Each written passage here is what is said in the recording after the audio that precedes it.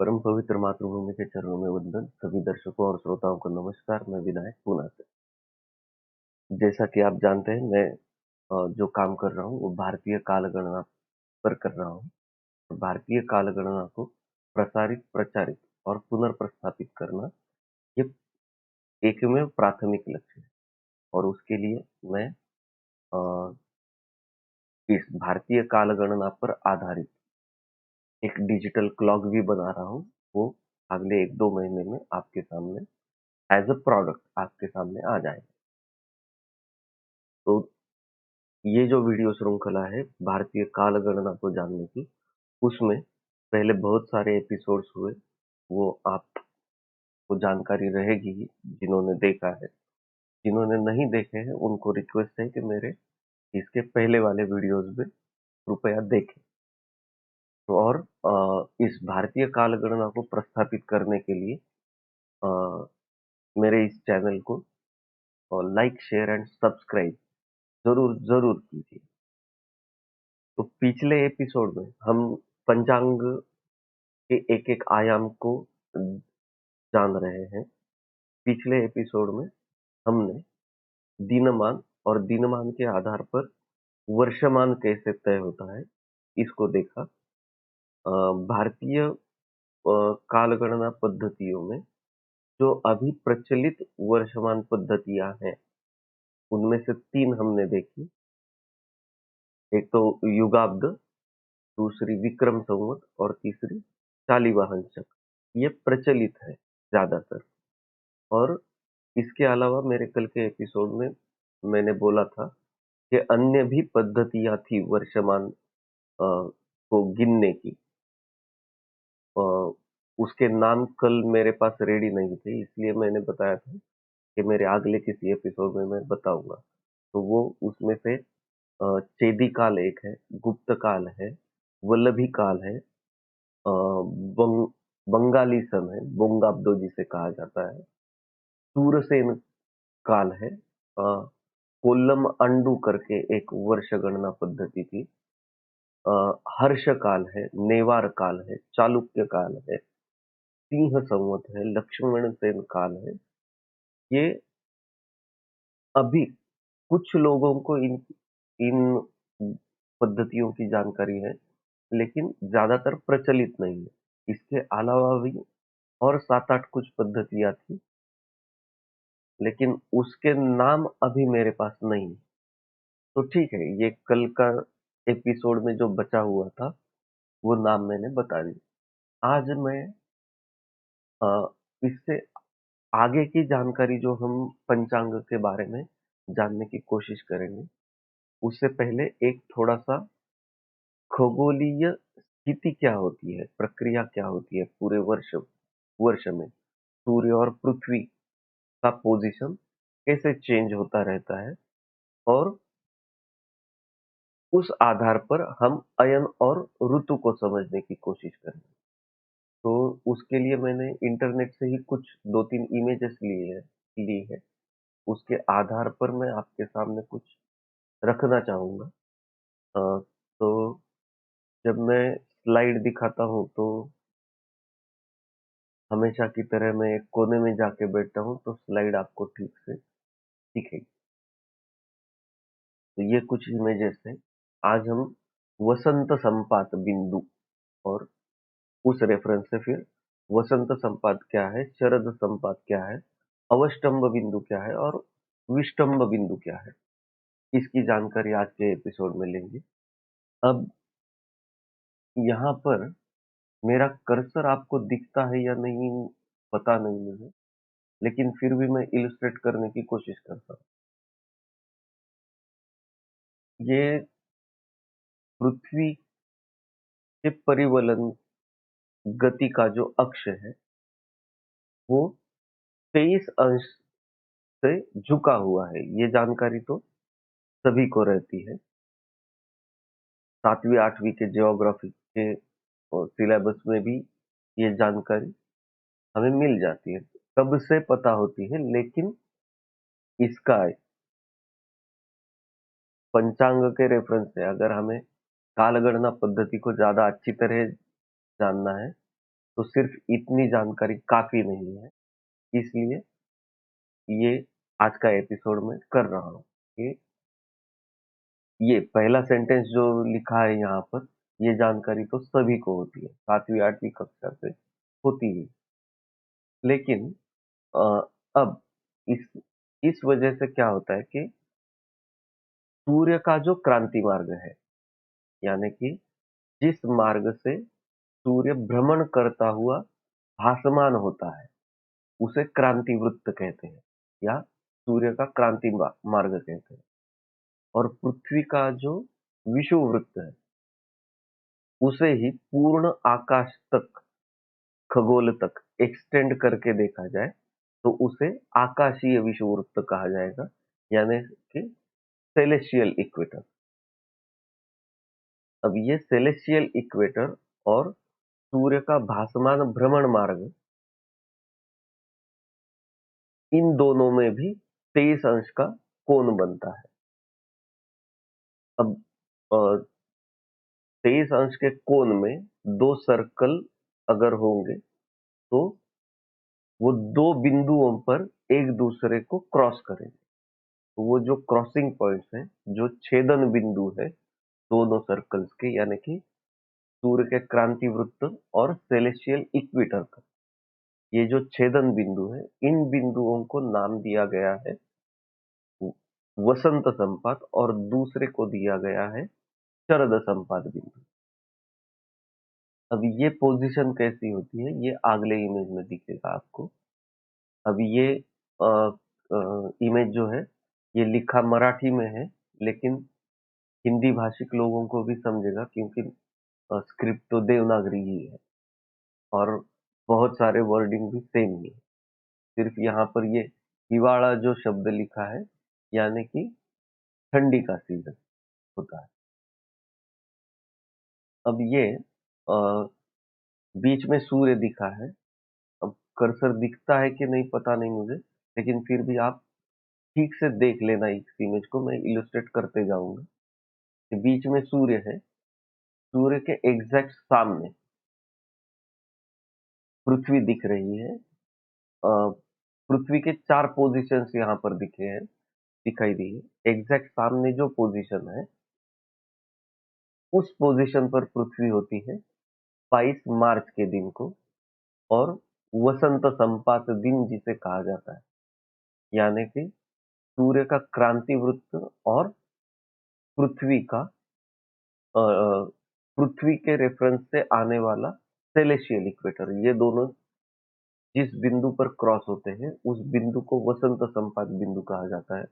और उस बिंदु पर पृथ्वी इस पोजीशन पर होती है, सूरज के एग्जैक्ट सामने। वो दिन होता है 21 या 22 मार्च का दिन होता है, वसंत संपात बिंदु पर होती है। सबसे उसके आगे लेफ्ट में जो पृथ्वी की पोजीशन दिख रही है आपको, इसे समर सोल्स्टाइस कहा जाता है, यानी कि ये विषुवत बिंदु है। अ, हमारे भारतीय शास्त्रों में इसे विषुवत बिंदु कहा गया है, यानी ये होता है 21 जून के दिन। इसके बाद हमारी तरफ जो पृथ्वी की पोजीशन दिख रही है, इस पोजीशन पर पृथ्वी होती है 22 सितंबर को, यानी इसे कहते हैं ऑटमनल इक्विनॉक्स या शरद संपात, यानी कि इस दिन से शरद ऋतु की शुरुआत होती है। और सूर्य के राइट साइड में जो पोजीशन है, वो हो, वो होता है अवष्टम्भ बिंदु 22 दिसंबर को। और हम जो उत्तरायण शुरू होता है, वो यहाँ से शुरू होता है, अवष्टम्भ बिंदु से शुरू होता है। उसके बाद फिर वसंत संपात बिंदु पर सूर्य आता है। तभी से हमारे वर्षमान की गणना शुरू होती है, वर्ष की गणना शुरू होती है, नया वर्ष शुरू होता है। उसके बाद अ, ये मार्च का पोजीशन हुआ। मार्च के बाद जून तक अ, दिनमान बढ़ता जाता है और रात्रिमान घट घटता जाता है। अवष्टम बिंदु से लेकर वसंत संपात बिंदु तक और वसंत संपात से लेकर विष्टम्भ बिंदु तक, यानी 21 जून तक दिनमान बढ़ता जाता है और रात्रिमान कम होता जाता है। अब विष्टम्भ बिंदु पर पृथ्वी जब आती है, उसके बाद फिर से अ, रात्रिमान धीरे धीरे बढ़ने लगता है। उस हिसाब से दिनमान कम होता जाता है। फिर से 22 सितंबर के दिन फिर एग्जैक्ट 12 घंटे का दिन और 12 घंटे की रात होती है शरद संपात के बिंदु से। उसके बाद फिर रात्रिमान बढ़ने लगता है और दिनमान कम होते जाता है। ठंडी के सीजन का पीक जो होता है वो 22 दिसंबर को। इस दिन को पृथ्वी पर जब पृथ्वी से जब हम ऑब्जर्व करते हैं, तब एक्सट्रीम दक्षिण पर दक्षिण की तरफ, पूर्व दिशा में ही, लेकिन उसके चलन के एक्सट्रीम दक्षिण की तरफ सूर्य दिखता है। और इस वक्त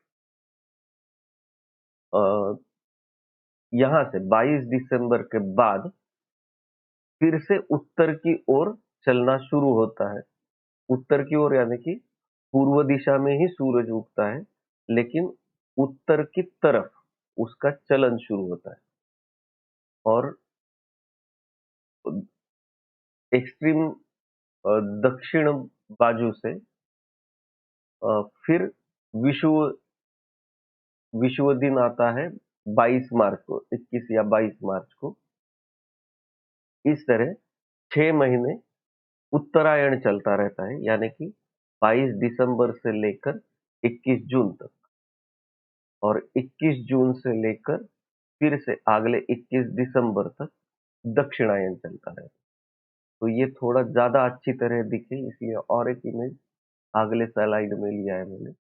ये जो है ये थोड़ा सा प्लेन दिख रहा है। ये अगला जो इमेज है थोड़ा आइसोमेट आइसोमेट्रिक तरह के दिख रहा है, तो ज्यादा अच्छी तरह दिखेगा, इसलिए ये इमेज भी लिया मैंने।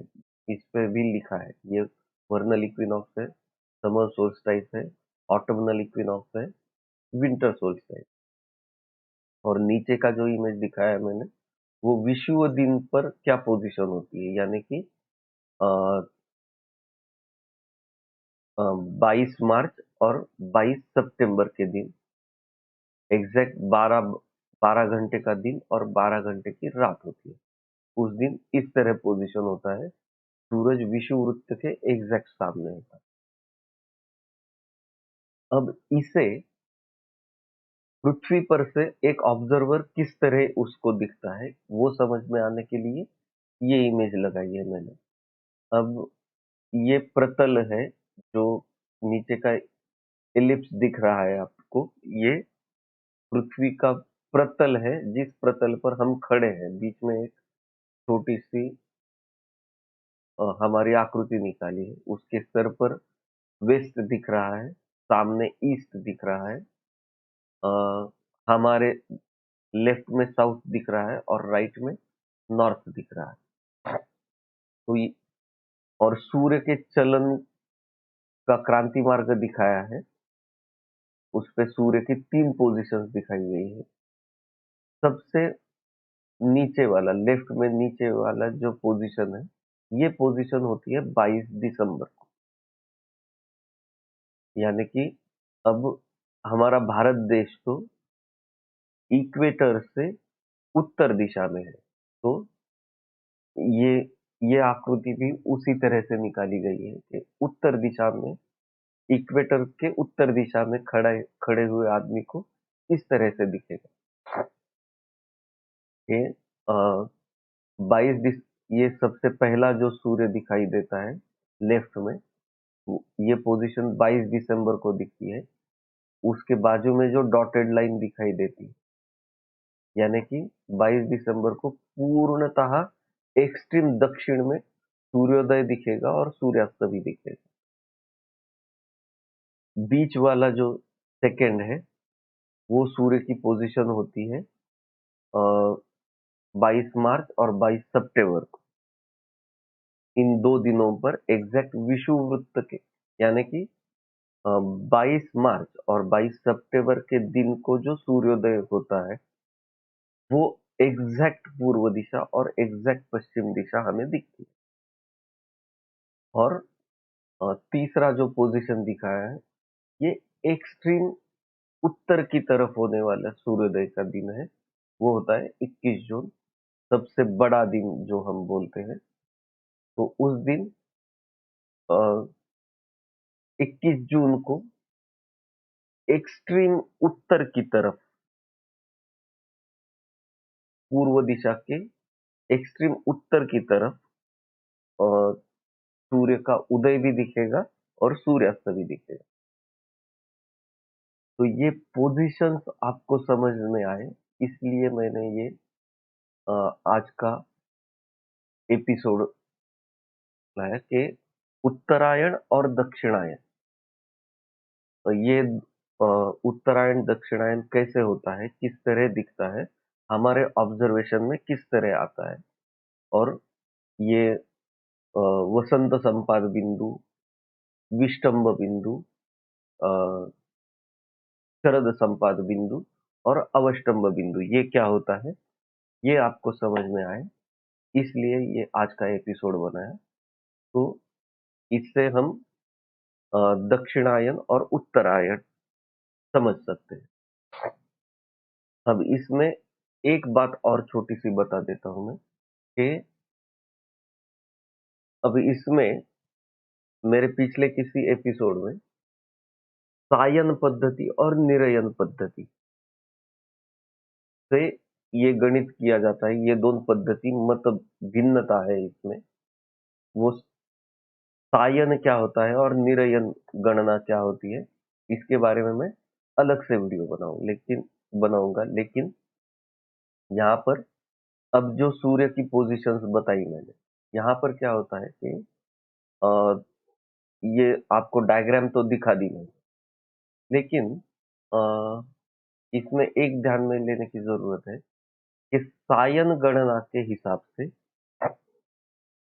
हाँ यहाँ पर मैं अ, बता देता हूँ। अभी जो अ, मकर संक्रांति का उत्सव पर्व गया हमारा,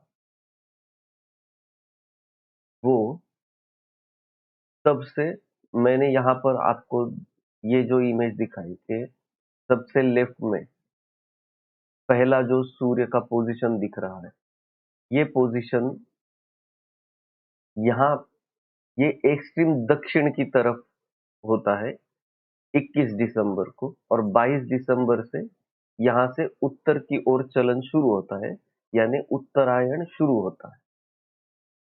अब यहाँ पर अ, जब सूर्य होता है तब वो मकर राशि में प्रवेश करता है।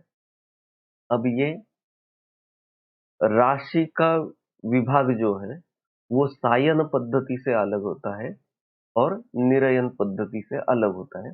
इसलिए गणना में थोड़े मतांतर होते हैं। और अब इस पूर्णतः सायन पद्धति से देखा जाए तो मकर संक्रांति तो फिर हमें 22 दिसंबर को मनानी चाहिए, लेकिन हम पारंपरिक दृष्टि से अ, जनवरी 14 जनवरी को ही मनाते हैं। उसका एक्सप्लेनेशन क्या है वो, अब ये डिफरेंस क्या आता है, फिर ऐसा क्यों होता है, फिर कौन सा मानना चाहिए भी या नहीं मानना चाहिए, इसके बारे में मैं, ये मतांतर के जो विषय है इसके बारे में अलग से वीडियोस बनाऊंगा ताकि कंफ्यूजन ना हो, इसलिए। तो अ, और ये मकर राशि में सूर्य का प्रवेश होता है इसलिए उसे मकर संक्रांति कहते हैं। एक्चुअली हम जो 12 महीने गिनते हैं एक साल में, वो अब सूर्य की जो गति होती है वो सौर दिन, मैंने हम आपको बताया कि सूर्य के एक अंश चलन को जितना समय लगता है, उसे हम एक सौर दिन कहते हैं। और ऐसे 30 सौर दिनों का एक सौर महीना होता है। ये जो महीना हम गिनते हैं, एक महीना, एक महीने में सूर्य जितना चलता है, यानी एक दिन में 1 अंश, यानी 30 दिन में 30 अंश चलन होता है सूर्य का। तो एक महीने में सूर्य का जितना चलन होता है, उतने आकाश के विभाग को एक राशि का नाम दिया गया है। यानी सूर्य जब किसी भी एक राशि से दूसरी राशि में प्रवेश करता है, यानी दूसरा महीना गिनना हम शुरू करते हैं, उसे राशि संक्रमण ही कहा जाता है। लेकिन मकर राशि के संक्रमण को और शरद संक्रमण को, अ, कर्क संक्रमण को विशेष महत्व दिया गया है। हमारे प्रथाओं में, व्रत उत्सवों में, धर्मशास्त्रों में विशेष महत्व दिया गया है। अब उसे क्यों विशेष महत्व दिया गया, इसके बारे में जब हम ये हमारे धर्मशास्त्र का संदर्भ के कुछ मुहूर्त देखेंगे, कुछ पर्व देखेंगे, उस वक्त इसका एक्सप्लेनेशन मैं करूंगा। तो आज का एपिसोड हम यहाँ पर खत्म करते हैं। जैसा मैंने पिछले वीडियो के टाइम से डिसाइड किया कि एक-एक टॉपिक पे छोटे-छोटे वीडियो बनाऊंगा। फिर भी आज का वीडियो भी शायद कम से कम 20 मिनट तो हुआ ही रहेगा। ठीक है, लेकिन मैं जितने छोटे वीडियोस बनाऊंगा, उतना आप भी ज़्यादा अच्छी तरह देख पाओगे, क्योंकि एक-एक घंटा निकालना, 40-50 मिनट तक देखते, सुनते रहना, आज के ज़माने में पॉसिबल नहीं। तो जितने छोटे वीडियो बना सकूँ, उतने बनाऊँगा मैं। और उतना समझ में भी आएगा, ईज़ी भी होगा, आप वक़्त भी दे पाएँगे और अ, ज़्यादा अच्छी तरह समझ पाएँगे, हम एक-दूसरे से संवाद कर पाएँगे। तो फिर से एक बार मैं आपको रिक्वेस्ट करता हूँ कि इस भारतीय कालगणना को समझने के लिए, इसे समझकर प्रसारित, प्रचारित और पुनर्प्रस्थापित करने के लिए मेरे इन प्रयासों को, मेरे इन वीडियोज़ को लाइक, शेयर, सब्सक्राइब ज़रूर कीजिए। ज़्यादा से ज़्यादा लोगों तक ये इन्फॉर्मेशन पहुँचाने की कोशिश कीजिए। तो आज का वीडियो यहाँ पर ख़त्म करते हैं। फिर मिलेंगे अगले वीडियो में। तब तक के लिए नमस्कार, धन्यवाद। भारत माता की जय।